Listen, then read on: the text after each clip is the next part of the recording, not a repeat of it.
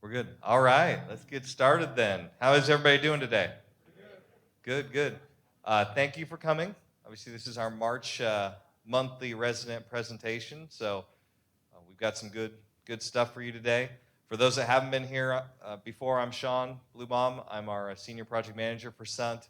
We've got Todd Ganter, our senior superintendent, and I'll let Jason introduce himself in a minute, but we brought another team member. We've been trying to bring a new one every month so you guys can meet our entire team that's here on your campus. So with that, we'll get going with it. So here's the rendering.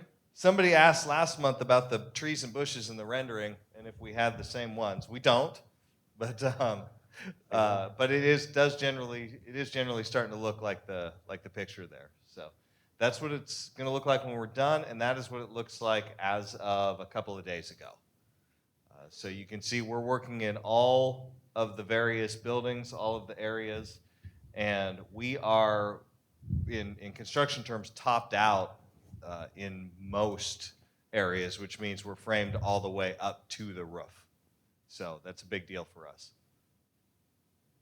Okay, so the same agenda as usual. We're going to start out with a safety share because we start all of our meetings and presentations that way. We'll do a project overview, look at some current photos, and then talk about some upcoming work and any questions and answers. And you don't have to wait till the end for the questions and answers. Feel free, raise your hand, holler out. Elmer, don't throw something at me. But and we'll go from there. So with that, Jason, introduce yourself, and let's get on with the safety share.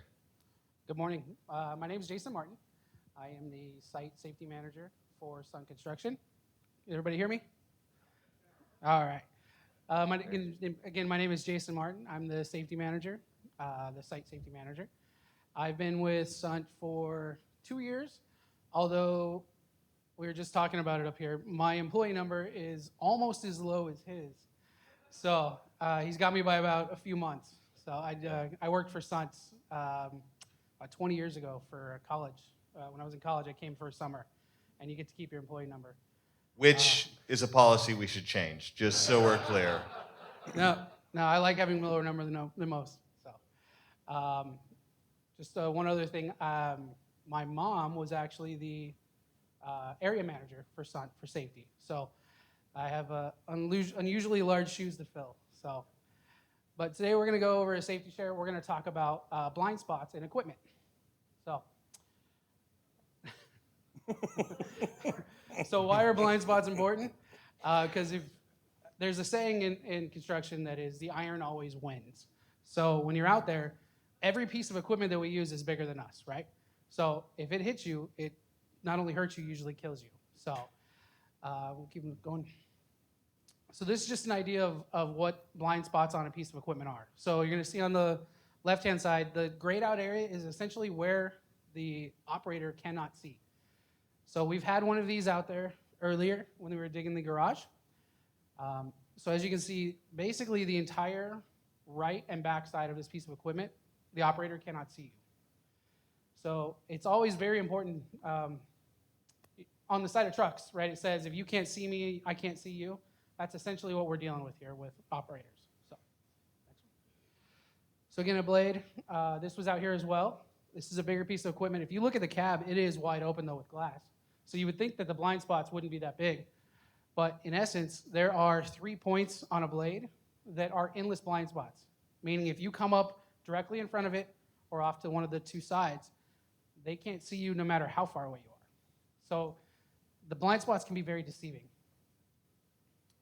This is a backhoe. Again, blind spots are mostly up front and in the back. Jason, I would say with this too, these are all over jobs all the time, right? You see them all over town. And they're nimble enough that you would think the operator can see you, right? And so I think we get pretty comfortable walking around them and not paying a lot of attention, but you can see there are areas of that they just absolutely don't even know you're there. So you remember the big trucks that we had out? Blood, the big gray trucks. That's essentially what this, we had two of these on site. So this is one of the bigger pieces of equipment that we had on site. And you would think that it would be the worst one for blind spots. It's actually not. Does have a very large blind spot because of how big it is. But towards the end, you'll see some of the ones that are worse. But again, in the front of this, you've got basically it's about 25 feet where they can't see you in front of it. So the front of that is actually the worst blind spot, which is where it's going most of the time, right? It's just kind of scary. We hope. We hope, yeah. So this is a smaller dump truck, but it actually has a larger blind spot area. These are on site all the time. They deliver our asphalt, dirt, things like that. So as you can see, again, same blind spot up front, but now it doesn't have a rear view mirror. So it only uses its side mirrors. Okay. And this, again, is a even smaller one, which you would think would be easier for people to see, but it's actually the hardest one that we have.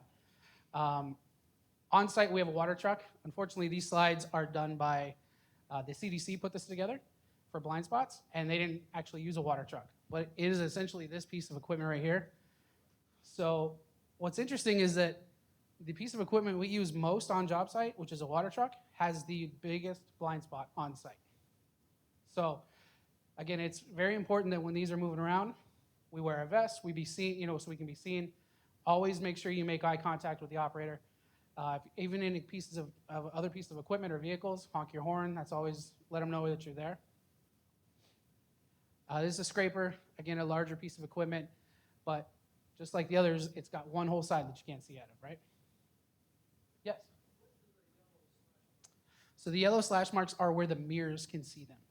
So they can only be seen if they're in the mirror. So this is a loader, again, a very large piece of equipment, but it's open in terms of it has an open cab, glass on all sides. But again, it's got some blind spots that are endless, right? And then the dozer, which is one of the more, I would say, intimidating looking pieces of equipment, but it actually has a pretty decent range of view, unless, again, you manage to hit one of the blind spots in it. So That's the last one, yeah. yep. So it's, again, just to kind of reel it all in, it's just important if you ever see the equipment out there, make sure you make eye contact with the operator. If they can see you, if you can see them, don't assume that they're seeing you. I always tell them, like, hey, wave your hand, look at me. So Yeah. It's also why there's backup alarms, and we train operators to honk their horn when they're getting ready to move, things of that nature, just anything to make the people more aware. So, good. Thank you, Jason. Jason's also going to tell us about why he works safe. So I'll introduce you to my family. So the reason I work safe is because there's a few reasons. First is I am the safety manager on site, so I set the example, right? It's important that if everybody sees me doing the right thing, it encourages them to do the same, right? My mother was a safety officer, or a safety manager as well, so I have been told that if I get killed on a job site, she'll kill me again. So I don't want to go there. But then this is what I work safely for, is because I want to come home to my family. So I have two dogs. It's Oliver and Gizmo. Oliver is a mix, corgi mix, and then Gizmo is our purebred corgi, the crazy one. My daughter, Keegan, she's my stepdaughter. And then this is my wife, Carrie. So this is why I work safe, because I want to come home every night to them. All right. Thank you, Jason. Very good. Good. So we'll get on to a project overview. As you're looking at the slides, each of the header slides is a little bit different drone shot that we took yesterday to try to be pretty current. We are going to start with our drone video, and so as usual, just tell me when to stop it. And Sure. I I was thinking while we were going over all those blind spots that heavy equipment's like a horse. You never approach it from the side or the rear. Always approach a horse from straight on. So, Yeah. So that's just good method to remember. Yeah, no kidding.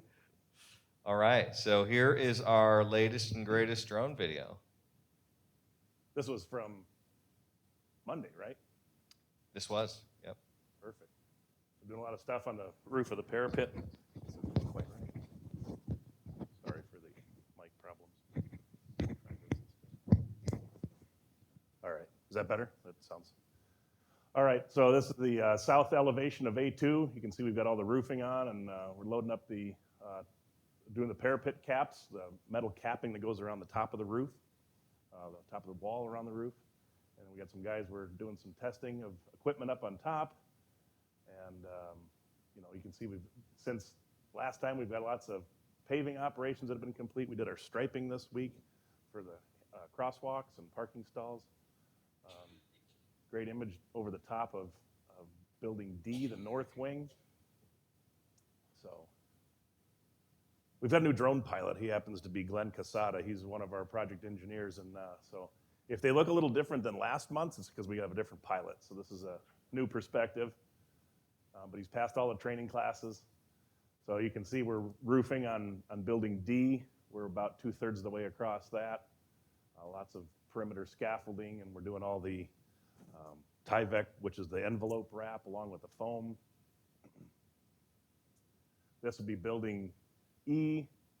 It's up through, that's 4th floor framing, so we have the roof trusses to go. That building will be, the term we use is topped out structurally.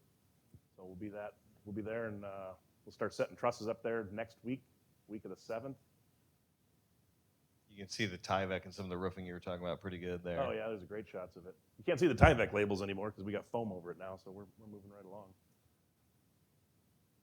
But you can see we've got plenty of material laying on the ground around the building. Those are all the floor trusses for 2nd floor of Building D, north wing. This is a great image over D. We call it the west wing.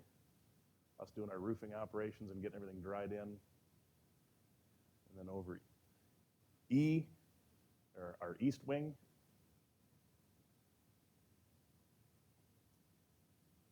All right, so this happens to be Building C. This is the west elevation. Since we spoke last, we've scaffolded the whole perimeter of that building. We've been going through and getting our structural sign-offs from the county. And next Monday, we'll start loading the roof deck up there with roofing material and starting to get that building dried in as well. And then this is Building B. We were setting, as of yesterday afternoon, we were setting 3rd floor walls up there. So in about 2 weeks, we'll be topped out with that structure as well. So the roofers will be able to go from C to B and then over to E, and then hopefully give us a little chance to get caught up on the north wing of Building D.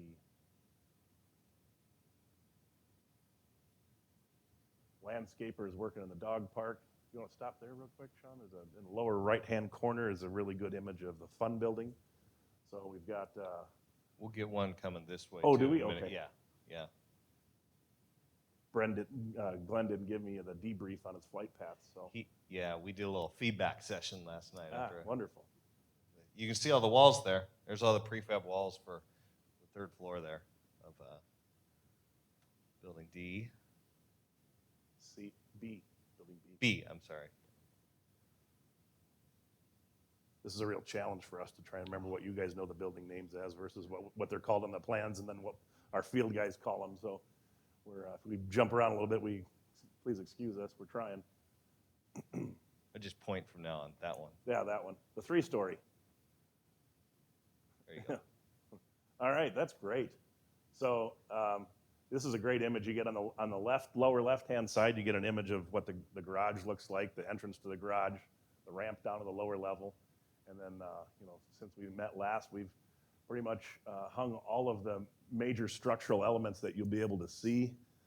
We still have some perimeter ledger steel that we're working on, but the exterior metal stud framer is on site and is busy doing his layout and has his materials in town. So within the next week and a half, we'll be delivering metal studs and starting to stand some exterior walls. So good progress on getting that building closed in, and then we'll start decking here middle of next week as well. Yeah, one of the things about a steel building, it's a little bit different, is you see it go up sort of really quickly and then it kind of sits, but that's because of all the welds and all the field inspection that has to happen. So we've been going through that process, and there's been a ton of detailing and welding that we're past at this point that we weren't past maybe 2 or 3 weeks ago. Yeah, we've got the stairs from building F down to the garage. Those are in, getting ready to place. Yes, sir.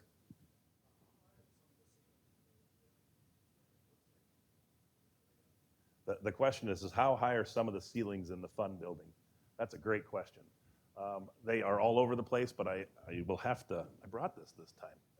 Yeah. Had to run back for it. I'm a little out of wind from that, but we'll go through and we'll find some ceiling heights and give you an answer before we're. They do, but there's also some architectural features. There's some barrel ceilings that go in there, and then we have to give all of our room for our MEP to go below the bottom of joists. So I'll find out the answer and have that for you before we leave today. You bet. So, yes. The question is, when do we anticipate that building being functional? It'll be functional November of this year. So, yeah, all of our kitchen equipment product is in, well, it's in state. It's down in Tucson. Our kitchen equipment installer, they're down there. All the rough end materials for ductwork is in fabrication. All the plumbing pipe is actually right behind our Bob Brown office building. So we've got a lot of the products that go in there, and the metal studs are in town too. So those are the components that it takes to really get things rolling. And the fire sprinkler subcontractor is fabricating all the fire sprinkler pipe that goes in there. So it doesn't look like Sean mentioned, it doesn't look like much is happening, but there's a lot of behind the scenes of prefabrication of stuff. So pretty soon we're going to start, once we have a roof on it, I mean, and I just mean roof deck, not like a dried in roof we're doing the wood buildings. We'll be able to start putting in mechanical, electrical, plumbing, and getting rolling through that stuff. Excellent. So this is the north side of Building F, coming around. Going to be flying over just a little bit of the courtyard. Right where that forklift is sitting, there'll be a water feature that'll be there. I can almost envision it now with the 85-degree days. The fun building. It's Building F. Can't use B for bar because that's already taken, so we had to go with the fun building. Yes, ma'am, it is the culinary building. So there'll be the kitchen and the dining area in there. So, yeah, great shot looking out to the east. All right. Oh, Glenn did a good job. All right. All right, so now we've got some still shots so we can really get, any questions you might have, maybe while we're not watching the flight. Feel free and shout them out. We'll go basically from the villas to the 3-story building to the 4-story building to the fun building as far as sequence of these pictures. Sean, could you take a minute, please, and just Yeah. describe the letters of each building and go around? I think that's a good image to do that with. Yep. Todd? Go I ahead. got you. Yeah, go ahead. This is A1, A2, B, C. This portion is all D, E, and F. So I know my alphabet now, at least up to F. Yep. Thanks. All right, so this is Villa A1. These are pictures from yesterday.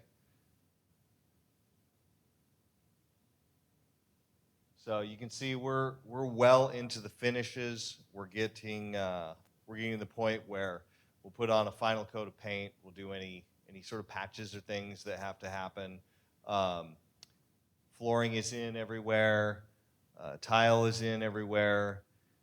We're still waiting on a water meter. So as soon as we get the water meter, which should come any day, we'll start testing all of the faucets and toilets and all that kind of stuff. But power is on. You can see the lights are on. Fire alarm rings. Yep. That's exciting.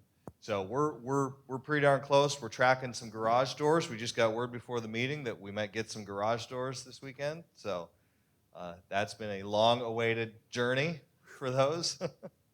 But they're on the way. Yes.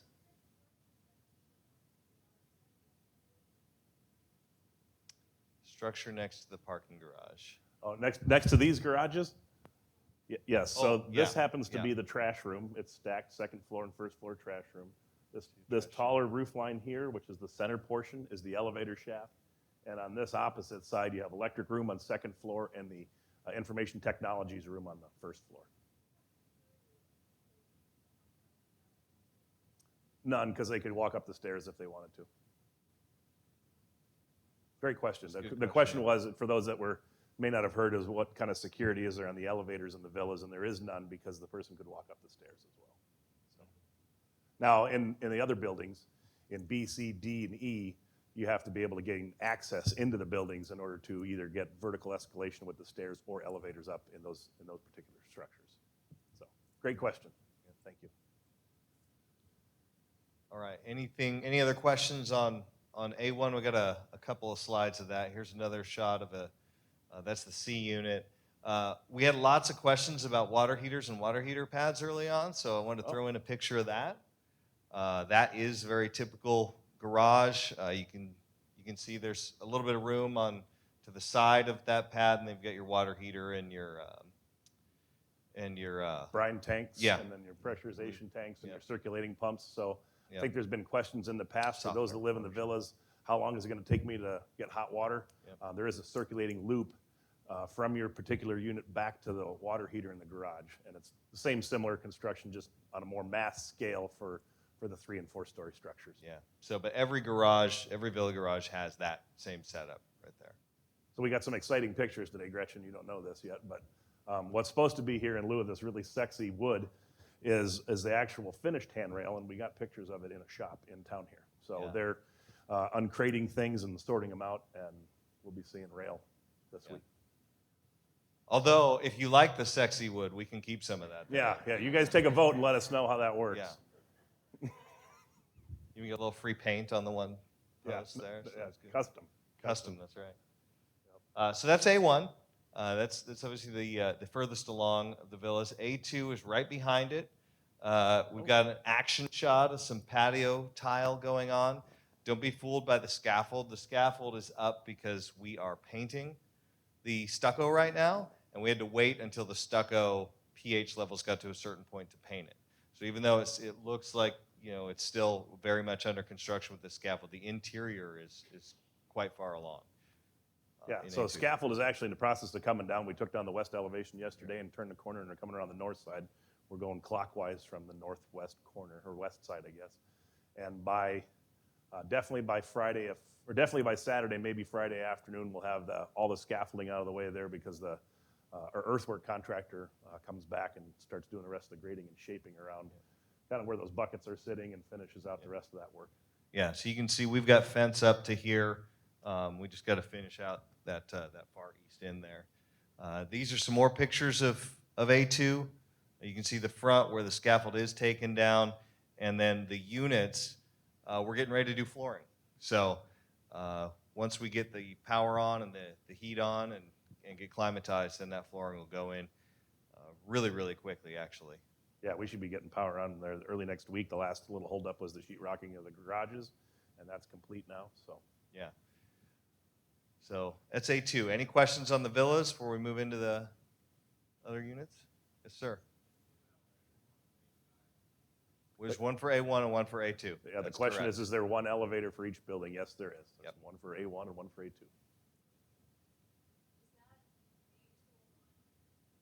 The question is that A201? That is Yeah, you know what? that is A105. 105. It's the first floor east end units, the Mammoth Yeah. on the east side first floor.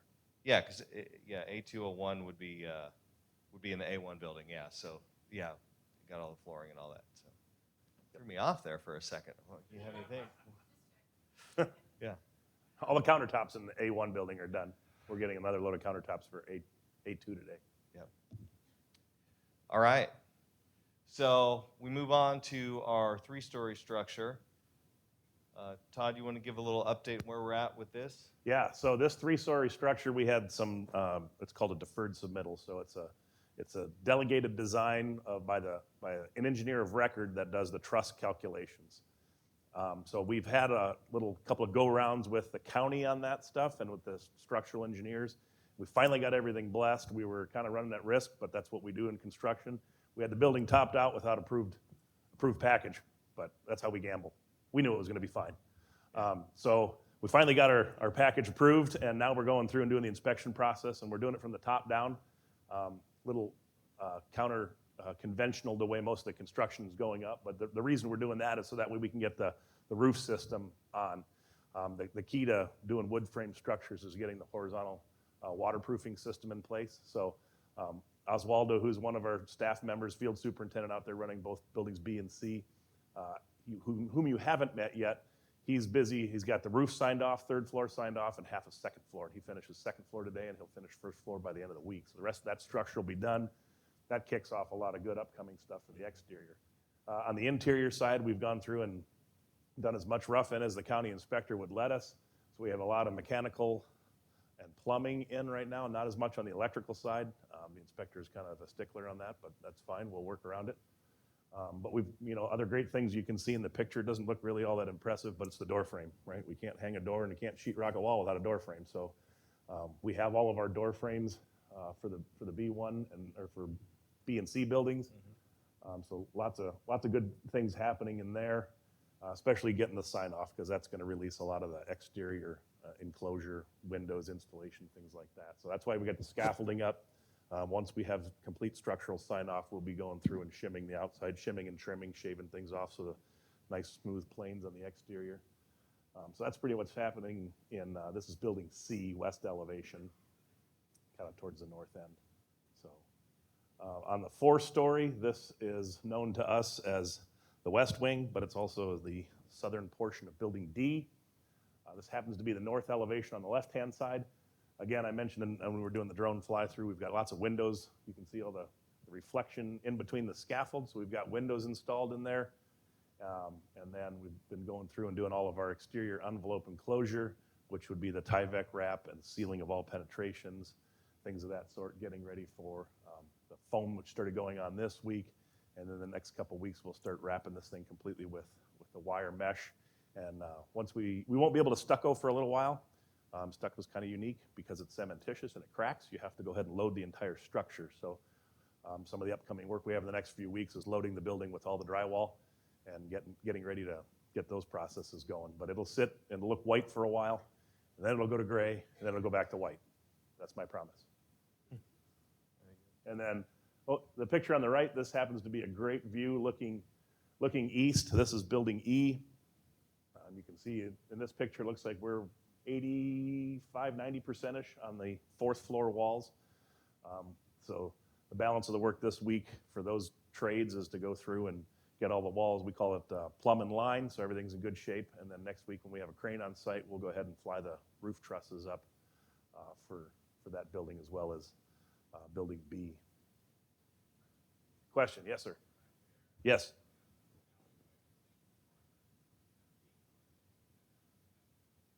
Oh, so how far is it from that building to this building? Like the overall width of the room from the corridor to the patio? 28-ish feet, give or take, 28, somewhere in that ballpark. I mean, I could look it up, but that's a quick shoot from the hip number. Does that answer your question? Okay, perfect.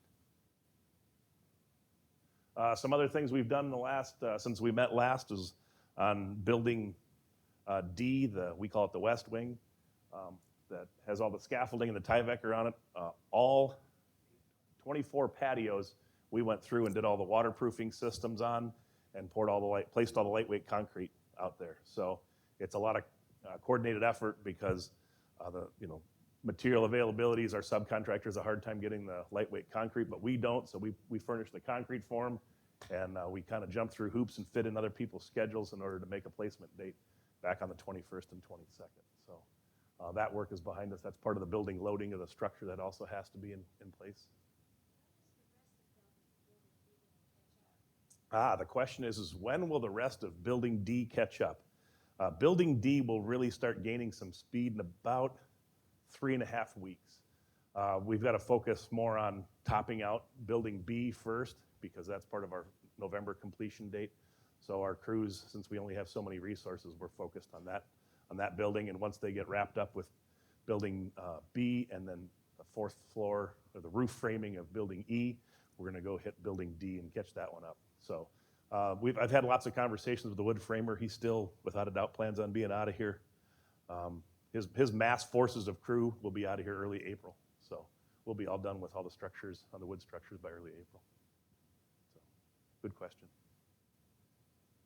All right. Any other questions? All right, we'll move on to the fun building. Fun building, yep. Well, you can see it rained last week on us. Yep. You don't see any welders working in the rain. They didn't feel like getting electrocuted for some reason. But so they went home and had a rain day. But with their, on the right-hand picture, you can see they're back in action. We're going through and doing all the moment welds, which are full penetration welds. This building's got a lot of intricate detailing work that needs to happen, which is kind of what Sean was alluding to earlier, on why it looks like it went up and it just sort of sits there. We're working on and getting a lot of things taken care of. Yes, ma'am. Oh, that's a great question. Where will the mailroom be? The mailroom will be right, I think it's right in here on that side of the screen. So, yeah, no, we've got lots of little things that we've been doing. I mean, it's minuscule stuff, but it's still man hours, manpower put in work.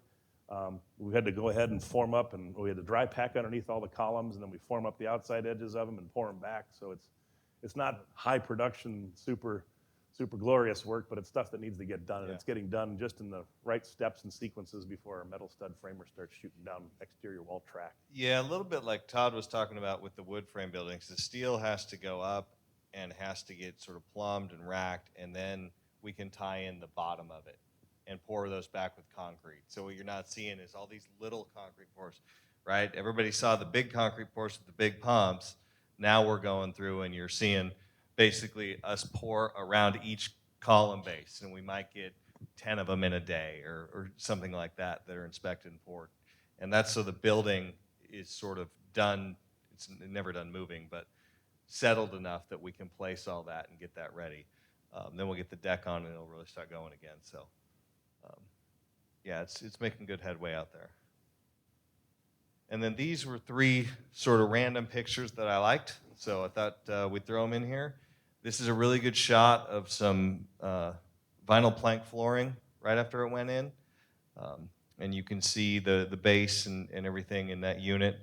I love this shot of the welder up there looking, saying, "Why are you taking my picture? I'm trying to work, leave me alone." You know, that poor guy stands in that ladder 8 hours a day. Well, maybe 7.5. He's got to come down and rest his feet, but yeah. Poor guy's up there 8 hours a day standing that thing. Yep. And then one of my favorite pictures is striping, because that means we're almost done, right, with that particular area. So we've got fire lane striping up, some of that signage coming. We actually have our full sign package for both A1 and A2 coming this month. So you'll start to see building letters and all of those sorts of things that really complete out the building.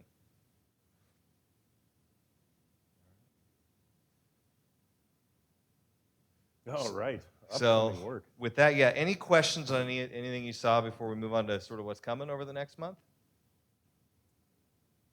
No? All right. All right. So we'll start up on the villas. Let me get to that Is other it- picture. I think it's a is there little another better. one? So yeah, there's another one. So we get asked all the time in this meeting about when things are turning over, when buildings are done, and that. So I changed this a little bit last night to be a little more specific. So A1 and A2, the 2 villas, are April. B, C, F, and the garage are November of this year, and D and E are March of 23. So hopefully that clears it up, gives you guys a little bit better idea with sort of the nomenclature that you all are used to using for it. So, and then Vita Center's over there. Got to put that on. Yeah, we do. Okay, so here's the shot for upcoming work, I think. All right, so upcoming work, we will finish out all the metal parapet caps that go around the outside of the garage walls and the building wall for building A2. Landscaping will be taking place on around building A1. We've got a lot of the irrigation stuff installed currently, and getting ready to start digging holes for trees. And then the earthwork and the landscaping package will keep just rolling right on through on building A2. In the next few weeks, we will have the rest of we will have procured the rest of the metal for the dog park fence and the balance of the closure fences up by the entryway. It's really tough to see, but if you guys drive by on Royal Oak Road, we've got our gates swinging out there, the exit gates. So we'll finish up the rest of the metal around there. And why is that important? Because we're going to take our construction temporary fence and we're going to jump it to the inside, to the south side of this road. So our construction fence which is currently out on Royal Oak Road, will come back and run on the south side of the new paved road. So that's work that'll happen in the next month. Yes.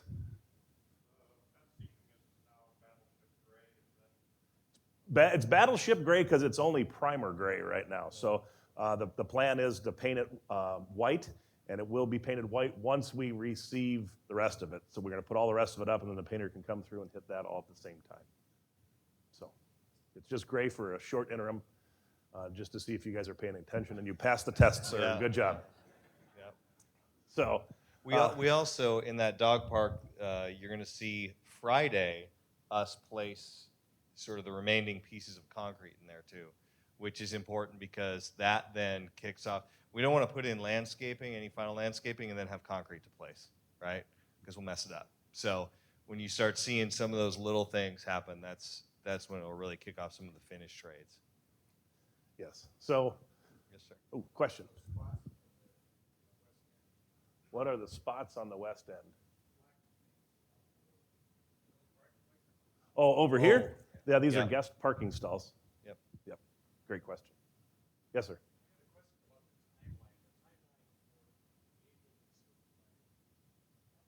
Yes. Yep.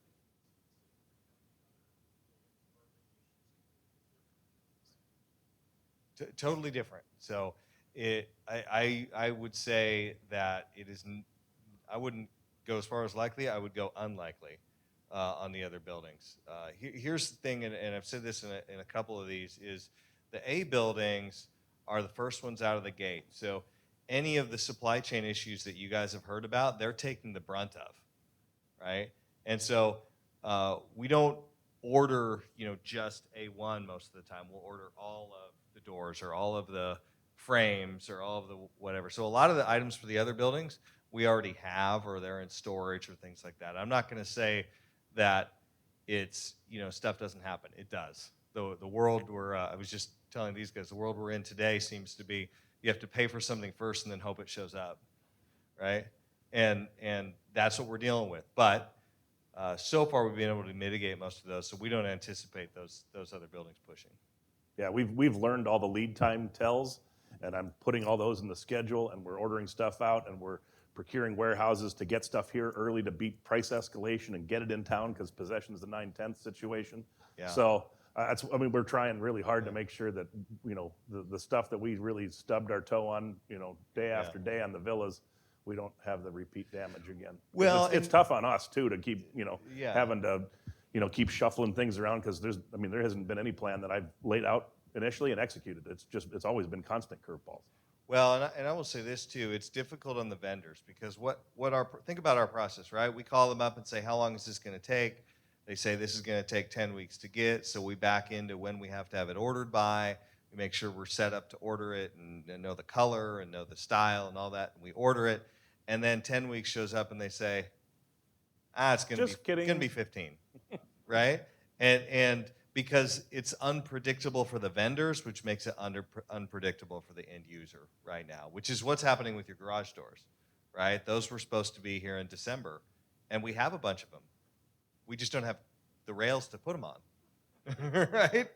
So it doesn't do us a lot of good. But I got a phone call this morning that says we can come on Saturday and put 5 in. I said, yes, 5. Please, I'll take it. Yeah. When's 5/8 is better than no 8s. That's right. One of the other ones. So what we look at is our job is to be as transparent as possible and let everybody know that we're ordering things. We're trying to get everything ordered as early as possible. We got some specialty doors for the fun building that I was emailing the guy yesterday. How long are those? Let's get them released, right? We don't need them until October, November, but what if we do? Let's get them released now, just in case, right? We'll find a place to store the stuff. We have 75,000 square feet you can't see of somewhat dry storage down in the garage, right? So This is probably Sean and I's first job where all of our elevators have been made and are waiting, and we're not waiting on the elevators to ship. So it's a totally unique environment nowadays that we're building in. Yeah, so that is not to say we are not going to make any sort of excuses or anything like that. We're just trying to be as transparent as possible that we don't foresee that. We're doing everything we can so they stay on track. Yes. What is the status on the elevator in the villas? Well, Mr. PM, Senior PM. Yeah, yeah. No. Yeah, the status on the elevators, so they're not functional yet. We're still working with the Arizona State Elevator Inspector who did come to us. They had some questions, they had some thoughts on, I think a lot of you have heard about potential lobbies, things of that nature. So we're still working with them to make sure those get open in their current form. I will give the state elevator inspector this. He has been very, very nice and very workable and answers our calls. And he's been out to the job. They've looked at it. So we're just working through that. We don't think that's, we think we've got a handle on that at this point to where we're at least having regular communication with them. Right. Yeah, yeah. We have to have those up and running. So, yes, sir. Oh, Oh, I'm we're sorry. so I didn't sorry. see it. Thank you. I told you earlier to throw something at me. We're going to load you guys up with Nerf balls Yeah. next time.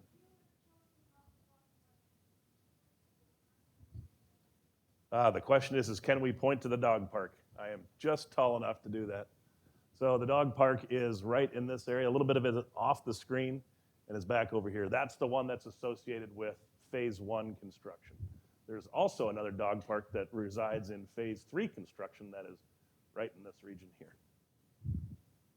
Good question. We're sorry to keep you hanging like that. That was not very polite of us. All right. Any other questions?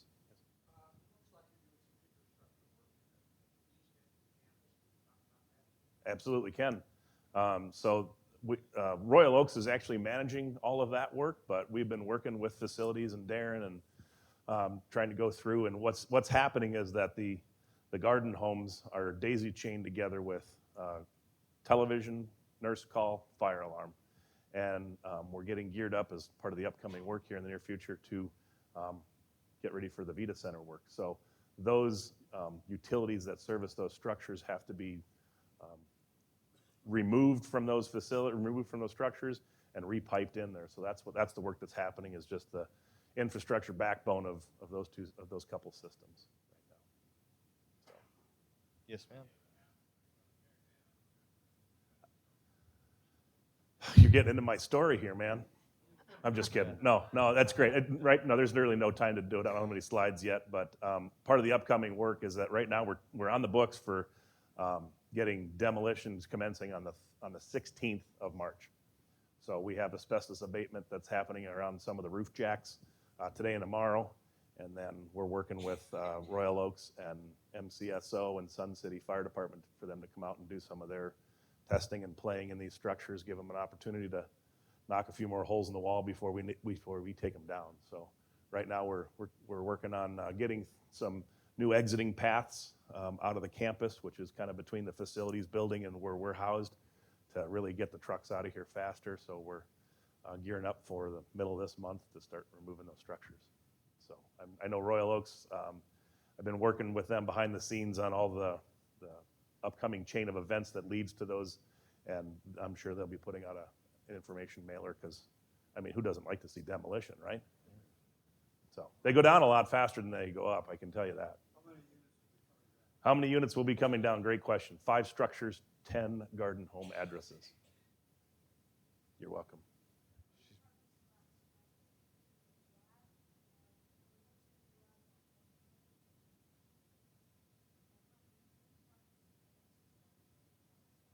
Okay, so that was a great parking question. That was a trifold question. Are all the parking spots down in the basement assigned? How many are there? And then how many free spots are there not in the parking garage or in total? There are 140 vehicular parking spots. There are 24 golf carts? 40. Just over 40 golf cart parking spots. And I don't have a count on how many. Those are all assigned down there in the lower level parking garage. I don't have a count of how many parking spots there are on grade that are free for all. I don't, but I can look into that before.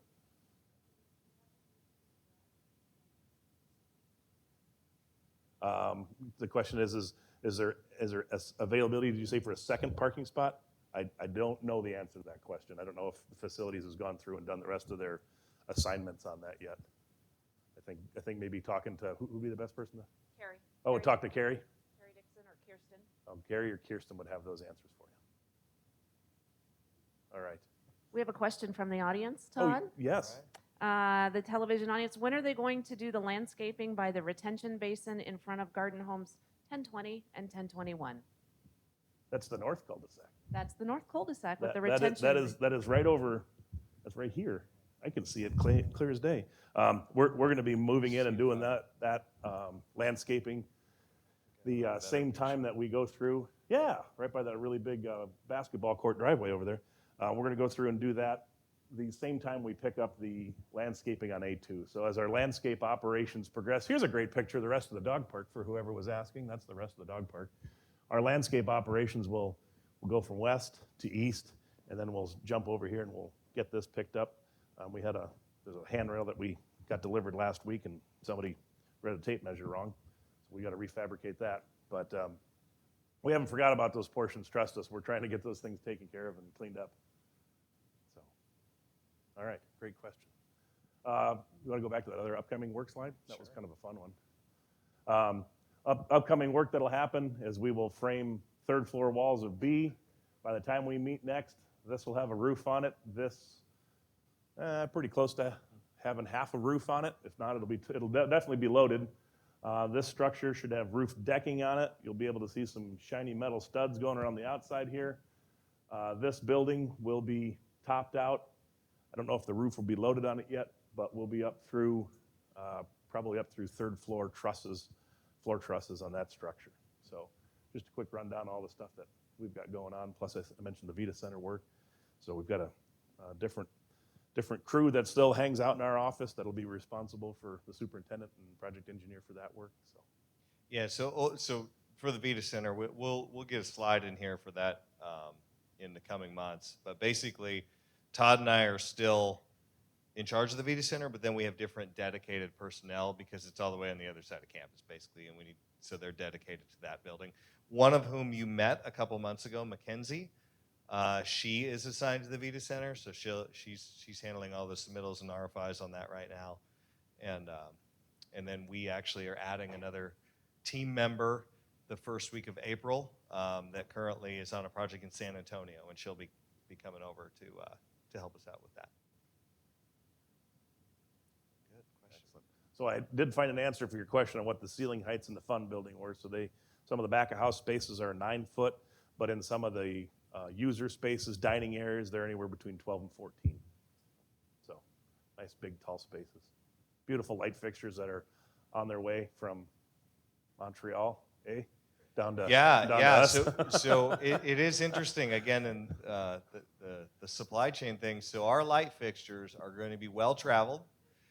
They are making their way on a boat and landing in Vancouver, Canada. And then they're going to, it's like planes, trains, and automobiles, right? Then they're going to go from Vancouver to Montreal, because that makes a lot of sense. And then they're going to come from Montreal all the way back down here to Arizona. So. What Sean's mean is, from your view, this to this. To Yeah, this. that's right. Yeah, it on looked the like inverse. we're doing Yeah. John Travolta up here. That's our path of materials nowadays. Yeah, so those light fixtures, they'll be seasoned and traveled and have good stories for everybody when they show up. Yep. Awesome. What's next? That's it. Just any more questions? Did you look up the parking spots? You can pull up. No, not that yet. if we have it. That's a couple pages because they're in different phase drawings. Okay. Yes, ma'am. The South Cul-de-sac. Yeah, the South Cul-de-sac. Here we go. Yeah. Yeah, right there. So sorry. So the status on that is we have the water line tied in. I tried to get the paving contractor when they were out to do that scope of work, and he's like, I don't have the time. I'm like, oh, that's great. Thanks a lot. So I'm trying to find alternative measures of what we can do in there. We borrowed some space on the back side of, borrowed some space from Banner at one time, and we had to tear some of their paving out. And I was trying for 7 months to get a paving guy to come back in and hit that little strip in there, and I can't get anybody. everybody's so busy if it's not big bulk chunks of work. So we may have to come in and do some sort of like a light slurry in there or something to kind of clean it up. But part of the other problem in the cul-de-sac there is Southwest Gas is not being very cooperative. Those steel plates, we would love to get those returned to the people we're renting them from because they cost us an arm and a leg, but we're at the mercy of Southwest Gas. They've been straight up lying to us for the past 3 months about when they're going to come in and tie this in. Yeah, So why- once that work is done, once the Southwest Gas is tied in, that's also affecting folks in the North cul-de-sac, if anybody's wondering why there's plates there, because we don't have the gas tied in. So the operation of sequence of steps is we get the gas tied in, everything backfilled. Our concrete forces are within like 2 weeks to be able to jump back, mobilize, and place those areas out and get them done. But as far as the paving that's in the roadway, there's nothing I can do about that, but we'll come up with an alternative plan for some sort of lighter gauge slurry stuff that we will have to pull out at some point in time. But I think, Todd, a good point is basically Southwest Gas requires us to keep the underground areas accessible until they get it all tied in and done. So we don't have, even if we wanted to, even if we had a paver today, we're not allowed to get rid of those plates and cover that up until Southwest Gas is done. There was a movie that came out in the 80s called The Money Pit. Did you guys see it? 6 more weeks, right? Yeah. Well, Southwest Gas tells us next week. So I don't know if it's next week, next month, or next week, next week. But that's the lie they've been telling us for a couple months now. I mean, that's like screaming at the government, right? So, yes.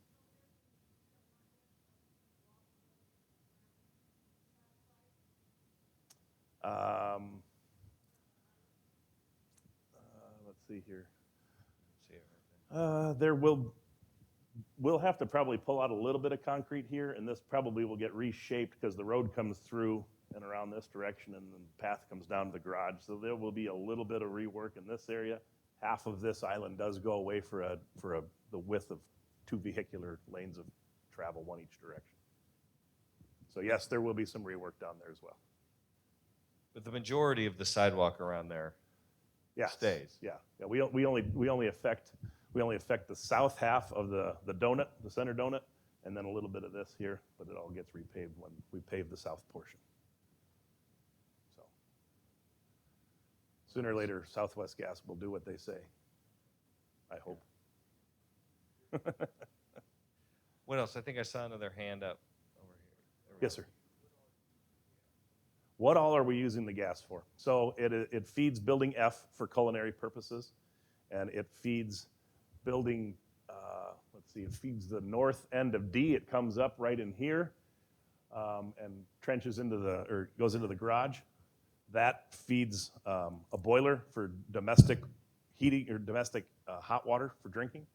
And then there's also a gas line that comes up right here between B and C, and that also does the same for domestic hot water for those 2 structures. So no gas to the villas, so we don't have any problem with that. Thank goodness we've got heating that's electric. Whew. But yeah, so we don't really need gas like up and operational on the site and meters set till about like the September-ish time frame when we'll start getting ready to start testing some of the culinary components and the water heaters for those buildings. So good question. Any other questions today? All right. Well, we want to thank you guys all for coming. It's Sean and I were just noticing that we're like, wow, look at this. It's a packed house. But Royal Oaks pulled a fast one on us, and they took a bunch of seats away. So they made us feel good for a minute. But no, it's great to see all you guys here. Thanks for all the great questions. Glad you're here. Yeah, thank you. Appreciate the time.